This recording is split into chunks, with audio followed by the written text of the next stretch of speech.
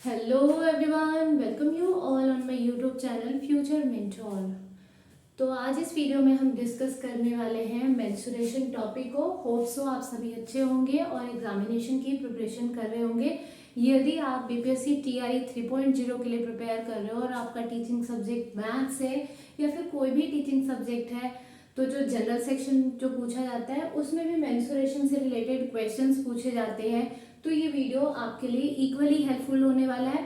आज के इस वीडियो के थ्रू हम जितने भी क्वेश्चंस को करेंगे उसके बाद मेंस्ट्रुएशन के क्वेश्चन जो परसेंटेज बेस्ड क्वेश्चंस होते हैं उसे आप जरूर सॉल्व कर पाओगे, या आप पेपर को सॉल्व करके देख लेना।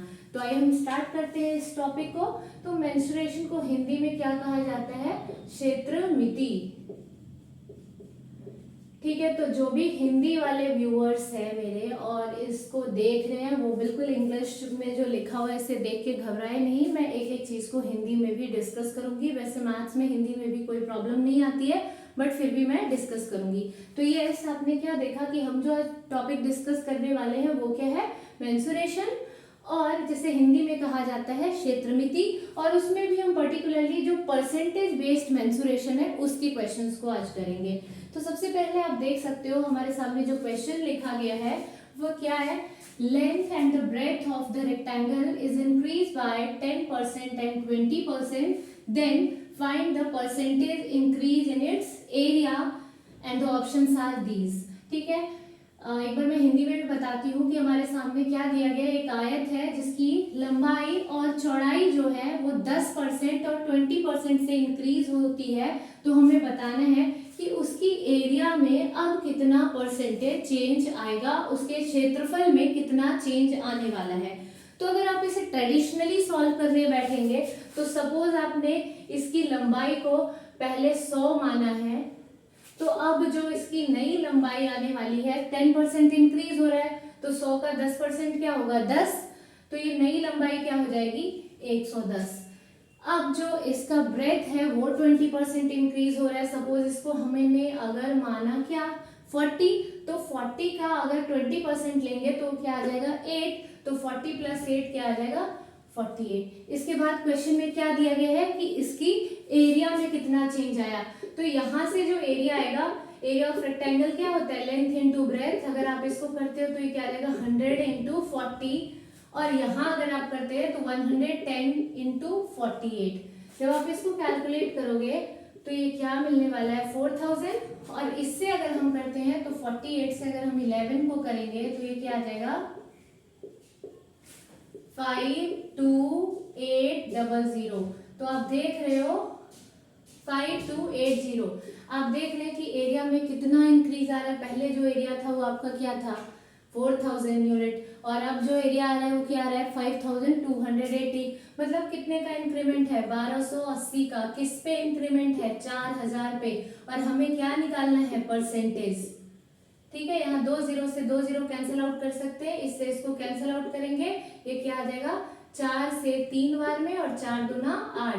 32% का इंक्रीमेंट हो रहा है। लेकिन जैसा कि मैंने कहा कि वीडियो स्किप करके ना देखें, क्योंकि आपको हर एक सेकंड पे मिनट पे कुछ ना कुछ नया सीखने को मिलेगा। ये आप देख सकते हो, अगर ट्रेडिशनली सॉल्व करें तो हम ऐसे सॉल्व करेंगे कि 32% जो है एरिया में इंक्रीमेंट आ रही है, लेकिन हमें ऐसे नहीं करना है पेपर में।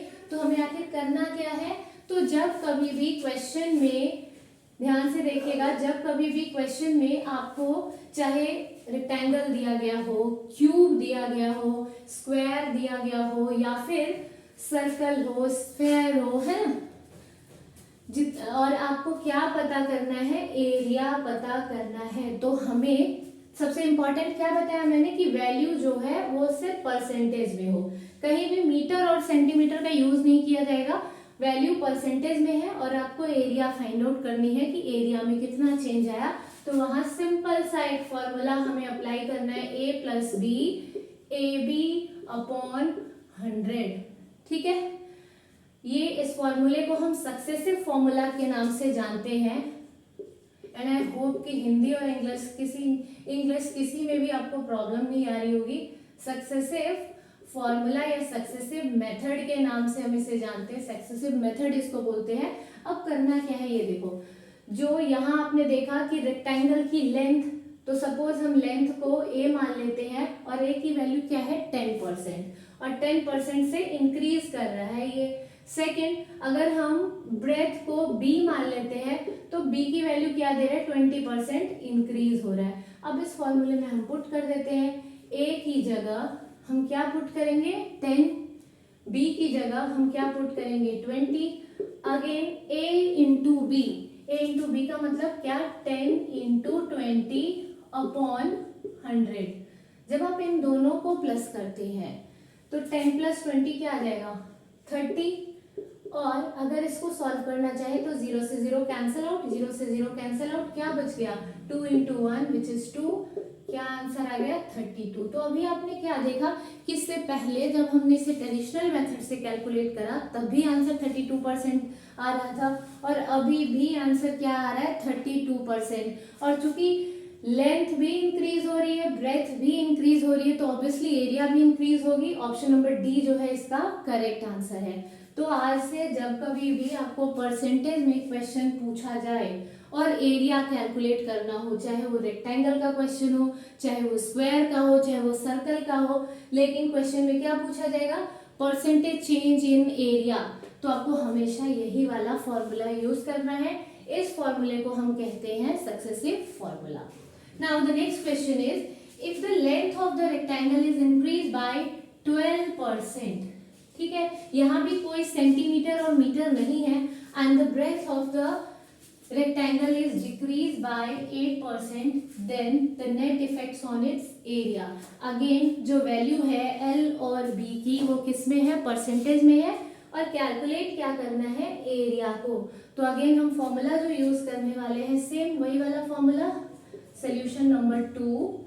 फॉर्मूला क्या यूज करेंगे, सक्सेसिव फॉर्मूला क्या है a plus B AB upon 100। But यहाँ ध्यान देना है जो लेंथ है a की जो वैल्यू है वो 12% से इंक्रीज कर रही है, तो यहाँ 12 लेंगे, लेकिन जो सेकंड वैल्यू है ब्रेथ की वो क्या दिया गया डिक्रीज बाय 8%। तो जब कभी भी ये वर्ड डिक्रीज यूज किया जाएगा तो आप उसको किस में लोगे माइनस में, तो b की वैल्यू क्या आ जाएगी -8 प्लस a की जगह a की वैल्यू पुट करोगे जो कि क्या है 12, और b की जगह b की वैल्यू जो कि -8 है, अपॉन में क्या आ जाएगा 100।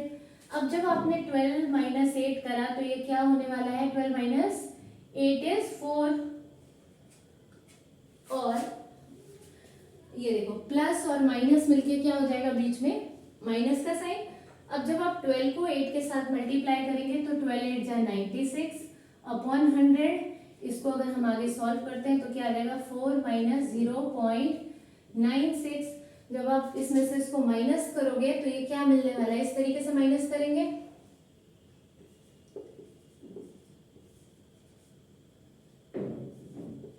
%3.04%।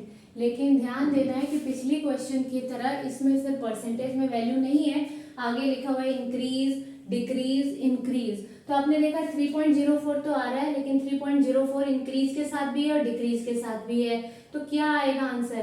तो अगर आंसर नेगेटिव में आता, यहाँ माइनस में आंसर आता तो क्या होता डिक्रीज, लेकिन चूंकि आंसर यहाँ प्लस में आ रहा है, पॉजिटिव आंसर आ रहा है, तो area will be increase by 3.04%। So option number B is the correct one.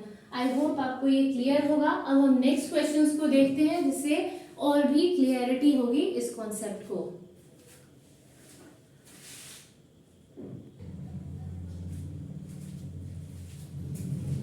Yes, तो हम देखते हैं नेक्स्ट क्वेश्चन को, नेक्स्ट टाइप के क्वेश्चन को। मतलब क्वेश्चन तो सेम ही है, इससे पहले रेक्टेंगल बेस्ड क्वेश्चन था, अब आप देख सकते हो क्वेश्चन नंबर 3 जो कि क्या है, if each edge of the cube is increase by 10% then percentage increase in its area. ठीक है, घन का हर एक किनारा जो है वो कितने से इंक्रीज कर रहा है 10% से, तो हमें क्या निकालना है कि उसकी एरिया में, उसके क्षेत्रफल में कितना चेंज आया। ठीक है, तो आपको क्या बताया था अभी कि जब कभी भी वैल्यू परसेंटेज में हो और हमें क्या बोला जाए कि एरिया फाइंड आउट करना है कि एरिया में कितना चेंज आया, क्षेत्रफल में कितना चेंज आया, तो अब क्या फॉर्मूला यूज करते हैं, a plus B A B upon 100, बस वही यहाँ यूज करना है। हमें रेक्टेंगल दिया गया है या फिर स्क्वायर दिया गया है या फिर क्यूब दिया गया है, इससे कोई मतलब नहीं है। तो आप यहाँ देख सकते हो, क्योंकि यहाँ पे एक ही वैल्यू है परसेंटेज की, और आपको पता है कि क्यूब में जो सारे साइड्स होते हैं वो क्या होते हैं, सेम होते हैं। और जब कभी भी एक ही वैल्यू दी गई हो तो वैसे भी आपको a की जगह क्या लेना है 10 और b की जगह भी लेना है 10। और चूंकि इंक्रीज हो रहा है इसलिए इसका जो साइन होगा वो प्लस ही रहेगा। नेक्स्ट 10 इंटू 10 बाय 100, अगर आप इसको सॉल्व करते हैं तो 10 प्लस 10 क्या आ जाएगा 20। अब अगर हम इसको करते हैं तो ये क्या आ जाएगा 100 अपॉन 100 मीन्स क्या आ गया 20 प्लस 1 विच इज 21%। तो एरिया कितना इंक्रीज होगा 21% से। ये किसका आंसर है, क्वेश्चन नंबर 3 का।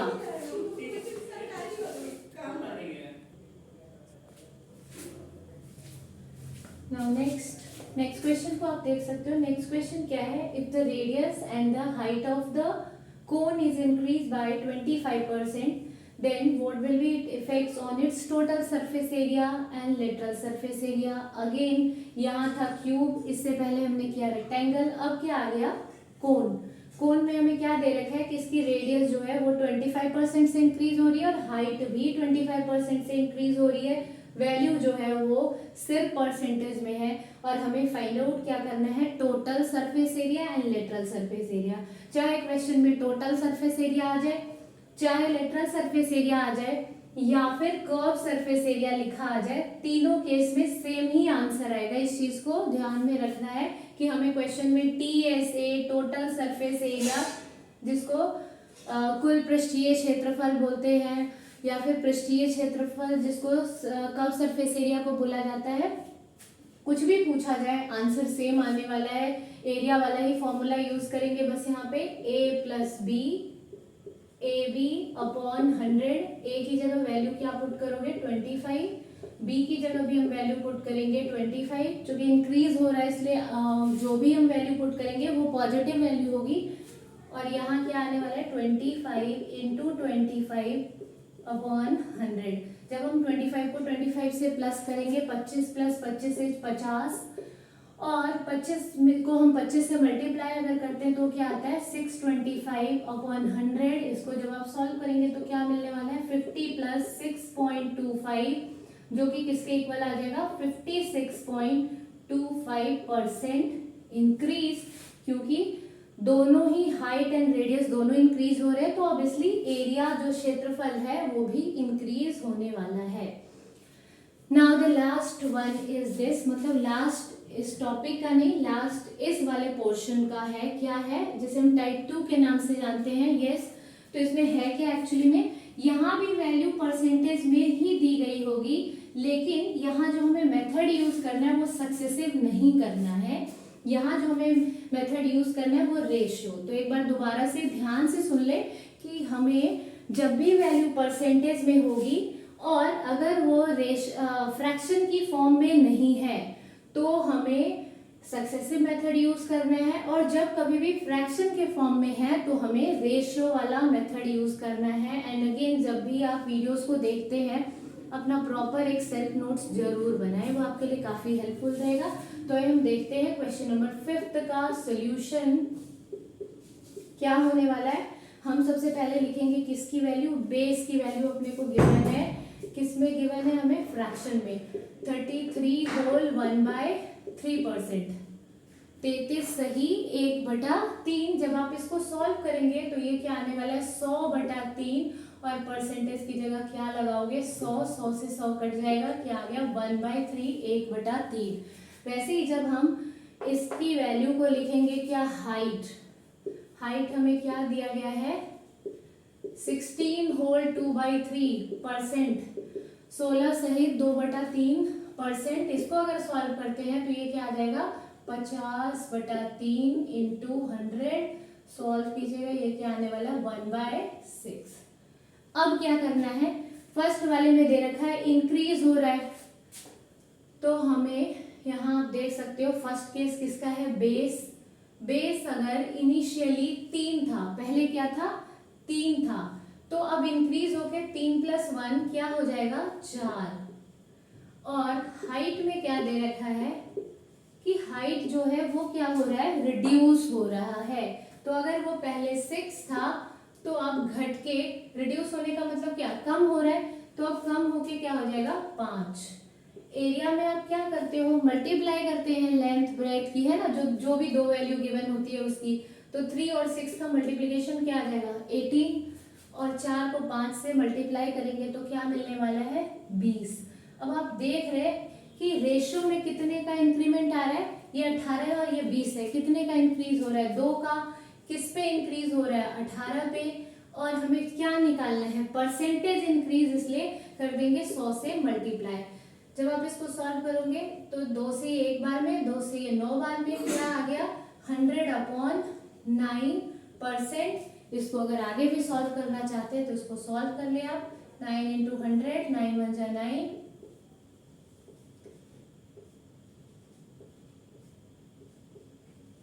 क्या आ गया 11 होल 1/9%, 11 सहित 1/9%। तो यहाँ आपने क्या देखा कि एक बार दोबारा से इसको देखिए, क्या देखा कि अगर वैल्यू परसेंटेज में हो लेकिन फ्रैक्शन में हो तो रेशियो मेथड का यूज किया जाता है। अब आप एरिया से रिलेटेड जब कभी भी आपको क्या दिया गया होगा क्वेश्चन में, या तो साइड गिवन होगी, इसे लिखते चलना आप भी साथ में, बार बार मैं बता रही हूँ और आपके लिए बेनिफिशियल होगा। साइड दिया गया होगा, या फिर पेरीमीटर दिया गया होगा, या फिर आपको क्वेश्चन में रेडियस दिया गया होगा, या फिर डायमीटर दिया गया होगा, और आपको क्या फाइंड आउट करना होगा, टू फाइंड में दिया गया होगा एरिया। हमेशा क्या यूज करना है, या तो ये या फिर रेशो मेथड। और ये भी क्लियर कर दिया मैंने कि मतलब कब क्या यूज करना है, तो जब सिर्फ वैल्यू जो है वो किस में हो, परसेंटेज में हो लेकिन फ्रैक्शन में नहीं हो। मतलब जो भी वैल्यू आएगी वो नेचुरल नंबर होगी, प्राकृतिक संख्या होगी, लेकिन उसमें कोई भिन्न नहीं बन रहा होगा, तब आपको क्या यूज करना है, ये सक्सेसिव मेथड। लेकिन अगर वैल्यू फ्रैक्शन में आ रही है परसेंटेज की तो रेशियो मेथड का यूज करके आप इसे सॉल्व करेंगे। आई होप यहाँ तक क्लियर होगा। अब हम प्रोसीड करते हैं इसके नेक्स्ट पार्ट पे।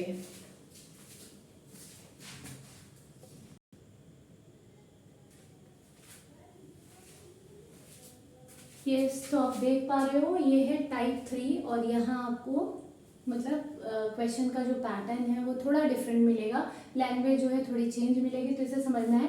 यहाँ हमें क्या दिया गया है, the area of the circle is increase by 69%, then the radius will increase by what percent. अब तक क्या आता था कि रेडियस गिवन होता था और एरिया फाइंड आउट करना होता था, पेरीमीटर गिवन है, एरिया फाइंड आउट करना है, साइड गिवन है, एरिया फाइंड आउट करना है। बट इस केस में हमें एरिया गिवन है और हमें फाइंड आउट क्या करना है, रेडियस। ठीक है, तो अब हमें क्या करना है इसे देखेंगे। तो आपको पहले ऐसे केस में क्या करना है, पहले लिखना है एरिया, और फिर नीचे हमें क्या फाइंड आउट करना है, रेडियस। तो हमें रेडियस मेंशन कर देना है, इसकी जगह हो सकता था पेरीमीटर या फिर क्या बोलूं मैं, साइड।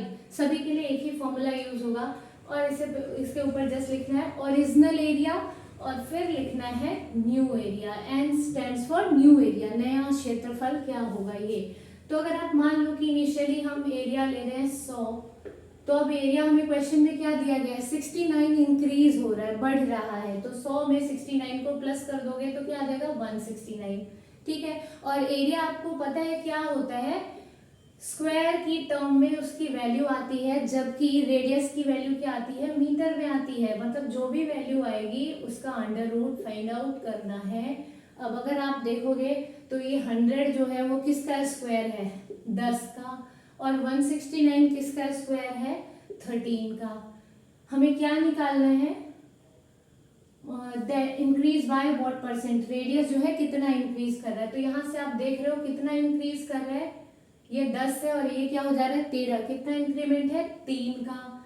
किस पे, तो 10 पे, तो 3/10, और परसेंटेज में वैल्यू निकालनी है, इसलिए क्या करेंगे 100 से कर देंगे मल्टीप्लाई। अगर आप इसे सॉल्व करते हैं तो 0 से 0 कैंसिल आउट हो जाएगा और 3 इंटू 10 इज वॉट 30%। 30% का इंक्रीमेंट हो रहा है। Option number third is the correct answer. तो आपने क्या देखा कि क्वेश्चन में जब कभी भी एरिया दिया गया होगा और उसे हमें radius, perimeter, side, diameter find out करना हो तो हमें इस तरीके से करना है। अब ये और भी ज्यादा क्लियर हो जाएगा जब हम नेक्स्ट क्वेश्चन को करेंगे। अगेन जो क्वेश्चन है, if the area of the square is decrease by 19% then the diagonal is increase by what percent. एक वर्ग दिया गया है जिसकी एरिया जो है, जिसका क्षेत्रफल जो है वो कितने से डिक्रीज हो रहा है, 19% से। तो हमें क्या फाइंड आउट करना है कि उसके विकर्ण में कितने का इंक्रीमेंट होगा, उसके डायगोनल में कितने का इंक्रीमेंट होगा। तो सेम जिस तरीके से हमने यहाँ किया वैसे ही फॉलो करेंगे। पहले लिखेंगे एरिया, फिर अपने को क्या लिखना है, यहाँ क्या फाइंड आउट करना है, तो डायगोनल हो, रेडियस हो, पेरीमीटर हो, है ना, या फिर साइड हो। सेम यही फॉलो करते हैं, ओरिजिनल एंड न्यू। तो इनिशियली हम मानते हैं वो 100 था, यहाँ आप देख रहे हो डिक्रीज है, मतलब क्या करना होगा, माइनस। 100 में से जब आप 19 को घटाओगे तो क्या मिलने वाला है, 81। इसके बाद हम क्या करते हैं, अंडर रूट साइन लगाते हैं। 100 किसका स्क्वायर है, 10 का। 81 किसका स्क्वायर है, 9 का। यहाँ आप देख रहे हैं कितने का डिक्रीज कितने से हो रहा है, 1 से, तो 1 आ जाएगा। किससे, ओरिजिनल वैल्यू क्या थी, तो 10, तो 1/10 इंटू 100। 0 से 0 कैंसिल हो जाएगा और क्या वैल्यू आ गई, 10%। तो जो डायगोनल है वो कितने से डिक्रीज होगा, सॉरी यहाँ डिक्रीज आएगा, जो डायगोनल है वो कितने से डिक्रीज होगा, तो 10% से। क्लियर है। अब ये टाइप 4 है जहां वॉल्यूम से रिलेटेड क्वेश्चंस पूछे जाते हैं। अब तक आपने देखा एरिया से रिलेटेड क्वेश्चन, जिसमें हमने देख लिया रिवर्स केस। इस वाले केस को रिवर्स क्यों कहते हैं, क्योंकि पहले हमें साइड दिया होता था और एरिया पता करना था। अब एरिया दिया गया है और साइड पता करना है, इसलिए हम इसको बोलते हैं reverse case. Now the last one is volume वाला केस, जिसमें हमें वॉल्यूम फाइंड आउट करनी है। और इसे देखिए किस तरीके से करेंगे। हमें दिया गया है कि एक क्यूबॉइड है, एक घनाभ है, जिसकी लंबाई, चौड़ाई और ऊंचाई तीनों जो इंक्रीज कर रही है, बढ़ रही है, कितने से, 10% से। तो हमें फाइंड आउट करना है then what percentage increase in its volume. तो वॉल्यूम आपको पता है, वॉल्यूम में कितने डायमेंशंस आएंगे, 3। हमें लंबाई दिया गया है, लेंथ जो है वो 10% से इंक्रीज हो रही है, ब्रेथ जो है वो भी 10% से हो रही है और हाइट भी 10% से हो रही है। और अगर जैसे पहले बताया था उसी तरीके से देखिए तो यहाँ परसेंटेज में वैल्यू है और साथ में हमें क्या पता करना है, वॉल्यूम। ठीक है, तो यहाँ भी फ्रैक्शन में वैल्यू नहीं है। अगर फ्रैक्शन में वैल्यू होगी तो रेशियो मेथड का इस्तेमाल करेंगे, लेकिन अगर सिर्फ परसेंटेज में वैल्यू है और नेचुरल नंबर या फिर आप कह सकते हो होल नंबर है, तो आपको क्या करना है, वही सक्सेसिव मेथड यूज करना है। सक्सेसिव मेथड आपको पता है कि फॉर्मूला के अकॉर्डिंग सिर्फ 2 ही चीजों पे यूज होगा। तो हम इस ऐसे केस में क्या करेंगे कि लेंथ और ब्रेथ को लेकर पहले फाइंड आउट करेंगे। एक बार आप देख लोगे आपको समझ आ जाएगा। ए की जगह 10 पुट करेंगे, बी की जगह भी 10 पुट करेंगे और a into B means 10 into 10 upon 100। 10 plus 10 करोगे तो ये क्या आ जाएगा, 20 और 0 से 0 कैंसिल आउट, क्या बच गया, 1, क्या आ गया, 21%।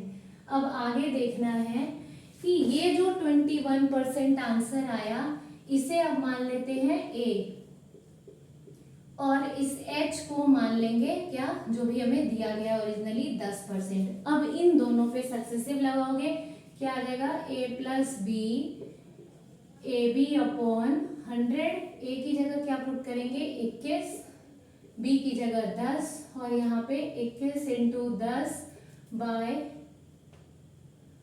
100। अगर हम इसको सॉल्व करते हैं 0 से 0 कैंसिल आउट हो जाएगा और क्या मिलने वाला है, 21 प्लस 10 इज 31 और ये 21/10, ये क्या आ जाएगा, 31 प्लस 2.1। अगर इसको हम सॉल्व करते हैं तो ये क्या आ जाएगा, 33.1%। तो जो वॉल्यूम है वो कितने से इंक्रीज होने वाला है, 33.1% से। तो यहाँ आपने क्या देखा कि अगर हमारे पास 3 वैल्यू दी गई होगी और वहां सक्सेसिव यूज करना है तो पहले 2 पर करेंगे, पहले 2 का जो आंसर आएगा उसको तीसरे के साथ करेंगे तो हमें फाइनल आंसर मिल जाएगा। तो यहाँ तक आपने देखा कि किस तरीके से परसेंटेज में वैल्यू दी गई होगी। तो एरिया फाइंड आउट करते हैं, कैसे एरिया से रेडियस फाइंड आउट करना हो, या साइड करना हो, या पेरीमीटर करना हो, या डायगोनल करना हो, तो किस तरीके से करते हैं। नेक्स्ट आपने एक वॉल्यूम वाला केस देखा। तो आज इस वीडियो में मैंने ऑलमोस्ट क्या कंप्लीटली कवर कर दिया परसेंटेज से रिलेटेड क्वेश्चंस जो कि मेंसुरेशन बेस्ड होते हैं। और आप इन क्वेश्चंस को सेट के साथ लगा के देखना। जो बीपीएससी टीआरई 3.0 का जो पेपर आया था उसमें भी जनरल सेक्शन में एक क्वेश्चन था, और साथ ही टीआरई 2.0 में भी था। और यदि आप DSSB की प्रिपरेशन कर रहे हो या फिर EMRS की प्रिपरेशन कर रहे हैं तो वहाँ भी आपको ऐसे क्वेश्चंस देखने को मिल जाएंगे। तो इसे आप सॉल्व करके देखना और तभी आपको पता लग पाएगा एग्जैक्टली कि आपने कितना सीखा है। आई होप सो आप सभी को ये वीडियो पसंद आया होगा। अगर वीडियो पसंद आया तो प्लीज़ वीडियो को लाइक करें एंड चैनल को सब्सक्राइब करें और ज़्यादा से ज़्यादा लोगों के साथ वीडियो को शेयर करें सो डेट मैक्सिमम लोगों को इस वीडियो के थ्रू बेनिफिट मिल पाए। Thanks for watching this video and one more request from my side कि प्लीज़ वीडियो को आप लोग स्किप करके ना देखा करें और अधिक से अधिक लोगों के साथ शेयर करें। Thanks for watching.